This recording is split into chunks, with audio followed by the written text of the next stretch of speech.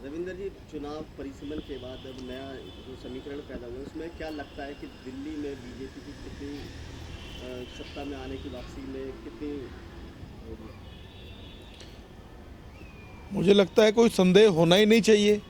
जिस प्रकार से दिल्ली की जनता ने केजरीवाल को नकार दिया है, और अभी मैं बताऊं तो कल एक संडे टाइम्स में मैंने सर्वे देखा है टाइम्स ग्रुप का, जिस सर्वे के अंदर दिल्ली की 61% जनता ने केजरीवाल को बिल्कुल सिरे से नकार दिया, उसको नकारात्मक रवैये वाला व्यक्ति बताया है। और अगर उस सर्वे में तो यहाँ तक बताया गया है कि अगर आज दिल्ली में चुनाव हो जाएं विधानसभा के, तो दिल्ली के मुख्यमंत्री के रूप में भी केजरीवाल की बजाय हमारे दिल्ली के अध्यक्ष मनोज तिवारी को लोग जो है बेहतर देखना पसंद कर रहे हैं। इससे बड़ा केजरीवाल का फेलियर और क्या हो सकता है।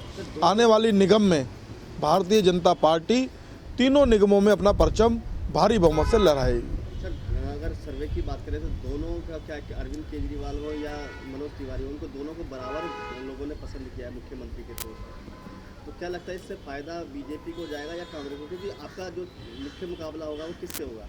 देखिए, 2 महीने के अंदर अगर आज दिल्ली की जनता, अभी तो जो मनोज तिवारी जी ने पूरे तरीके से घूमना शुरू ही नहीं किया, पूरे तरीके से भी भाजपा ने दिल्ली में काम ही शुरू नहीं किया है।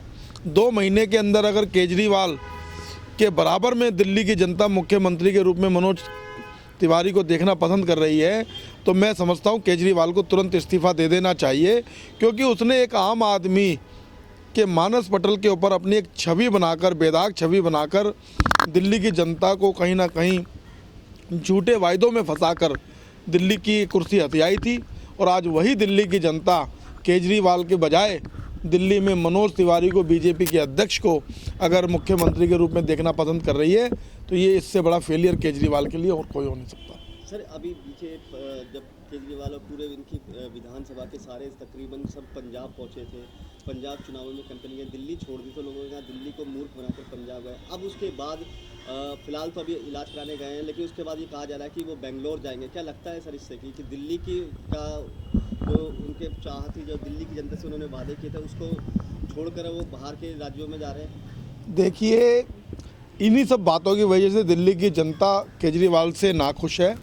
एक तरफ दिल्ली की जनता, दिल्ली में केजरीवाल 400 शराब के ठेके खुलवाता है, और दूसरी तरफ पंजाब में पंजाब की जनता से वो वायदा करता है कि अगर मैं सत्ता में आऊँगा तो शराब बंदी करूँगा। ये दोहरा मापदंड और दोहरा चरित्र दिल्ली और देश की जनता के सामने केजरीवाल का उजागर हो चुका है। दूसरा, मोहल्ला क्लिनिक।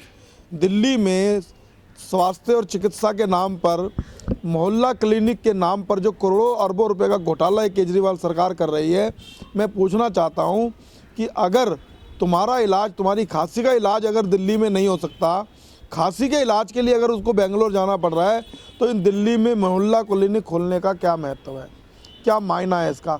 मैं खुद केजरीवाल जी से ये सवाल करता हूं कि बताइए कि अगर आप दिल्ली के मुख्यमंत्री होकर दिल्ली में चिकित्सा की बेहतर सुविधा आपको प्राप्त नहीं है, तो उस दिल्ली की जनता को आप किसके सहारे छोड़ रहे हैं?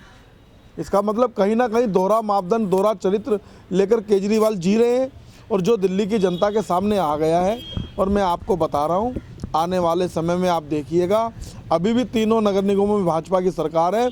अगले चुनाव के अंदर आप ये देखिएगा, पहले से ज़्यादा बहुमत से भारतीय जनता पार्टी की तीनों नगर निगमों में सरकार बनेगी। किससे मुकाबला मानता है? क्या आम आदमी पार्टी से मुकाबला या कांग्रेस से? क्योंकि त्रिकोणीय कहीं ना देखिए, दोनों भ्रष्टाचार में लिप्त हैं। चोर चोर मुसहरे भाई, एक बहुत पुरानी कहावत है। उसी प्रकार से आप ये देख लीजिएगा, ये लोग सत्ता के लोलुप लोग हैं। अभी आप कांग्रेस को देखिए, उन्होंने समाजवादी सरकार लाने के लिए, केवल सत्ता को भोगने के लिए उन्होंने आज समाजवादी पार्टी के साथ समझौता करके यूपी में वो चुनाव लड़ रहे हैं। इधर पंजाब में आप केजरीवाल को देख लीजिए कि दिल्ली की जनता को उसने वायदा किया था कि वो 5 साल दिल्ली के अंदर रहेंगे और दिल्ली में काम करेंगे, इधर उधर कहीं नहीं झाँकेंगे। अभी तो 2 साल भी पूरे नहीं हुए, और केजरीवाल जी जो है मुंगेरी लाल के हसीन सपनों की तरह अपने राजनीतिक महत्वाकांक्षाओं को प्राप्त करने के लिए पंजाब की ओर चल पड़े। उसके बाद अब आप कह रहे हैं वो गोवा की ओर जाने के लिए और अक्सर।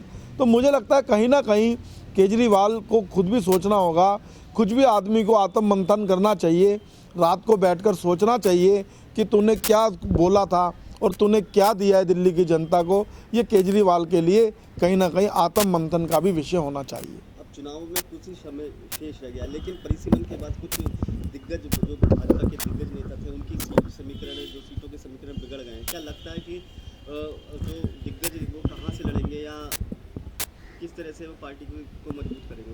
क्योंकि कोई ज़रूरी नहीं होता है। चुनावी इलेक्शन आयोग की तरफ से जो सीटों का समीकरण अभी सुनने में आ रहा है, अभी घोषणा तो नहीं हुई है, लेकिन जो भी आ रहा है उस हिसाब से कोई सीटें अगर अदल बदल होती हैं तो मुझे लगता है ये कोई बहुत गहरी चिंता का विषय नहीं है।